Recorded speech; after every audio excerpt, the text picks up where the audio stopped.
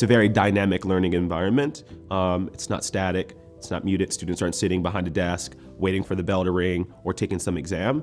So we're grappling with multiple things at a time. We're developing our curriculum. We're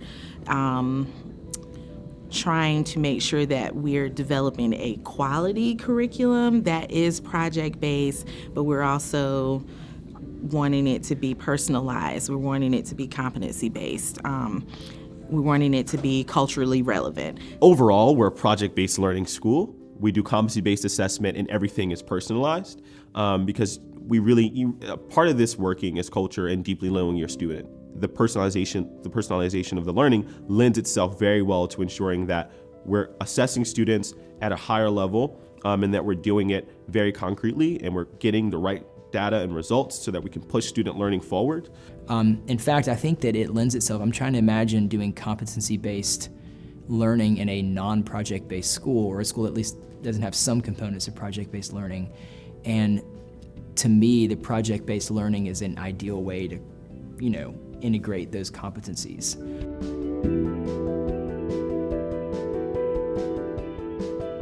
The competencies basically form, I think, the backbone of what the school is all about. We're project-based, obviously, but the competencies are what should a Crosstown High graduate be able to do, or be like, what skills should they have? Big picture, right?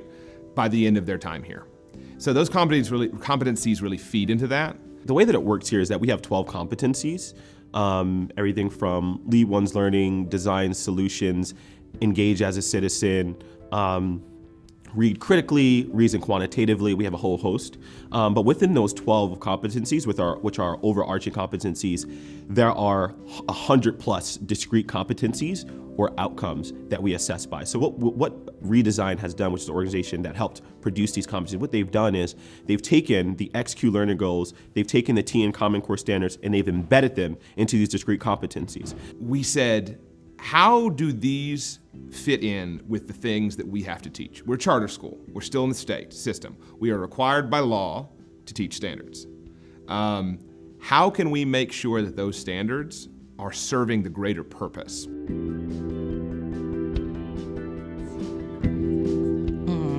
So when we talk about assessment, it's a much broader term than just a test or a quiz, but how are we seeing students' demonstration of their learning, and how are we looking at that evidence and then rating it on our continuum of either no evidence, a student who is developing, a student who's proficient, a student who is exemplary, and then a student who's exceptional.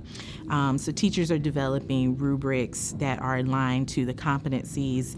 That's one of the difficulties of competency learning right now, is something we're working on, is the norm referencing, figuring out what do you consider developing, what do you consider, exemplary or proficient amongst everyone. So we produce a competency-based report card. And so on the report card, on the front, it's our standard competency-based report card. And so it'll have the disciplines, it'll have the score or the level on the continuum that the student falls. So that can be anything from no evidence, developing, proficient, exemplary, and exceptional. On the back, there's a spider diagram. And what that spider diagram does is it allows for the students to track their performance across the competencies, again, across disciplines. I think just figuring out, when it comes to the competency-based learning, figuring out the best way to show parents what we're trying to do. It's really difficult to explain to parents.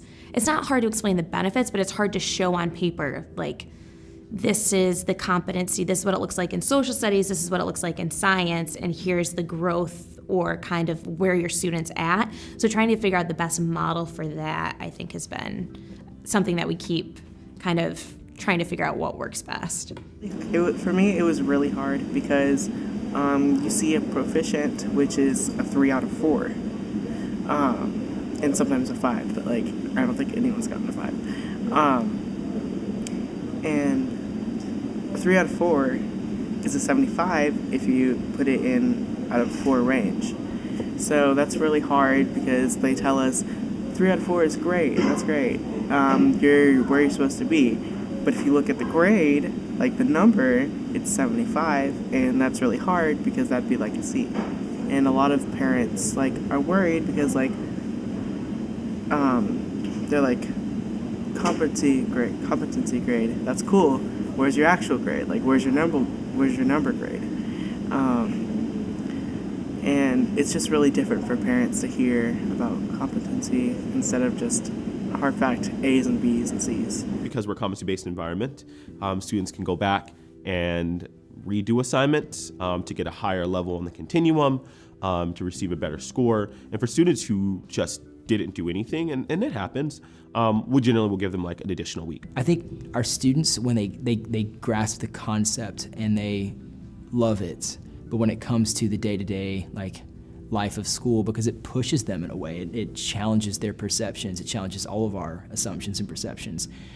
I found that the transition isn't as smooth, as maybe I expected it to be for some students, just because there is that initial shock of this is not what's familiar.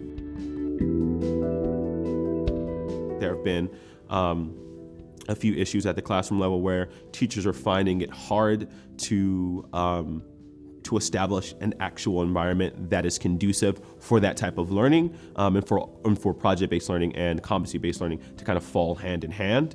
And I think that's just like someone might be too used to the traditional side of things, and so they're still trying to figure out how best to make that adjustment. And so those have been some concerns that we've seen in the classroom: is how do I effectively teach in this type of environment? How do I establish this type of practice in my own classroom to ensure that all students can learn and do that at a higher quality? It's a huge paradigm shift for everyone. So for us, we are trying to consider how we roll that out to parents. How do we communicate to families, whether they're our existing families or upcoming families, potential families for next year? How do we explain to them what competency-based learning is, why we're doing it, what our particular model looks like, in ways that is not super confusing? So that's the process that we're in right now.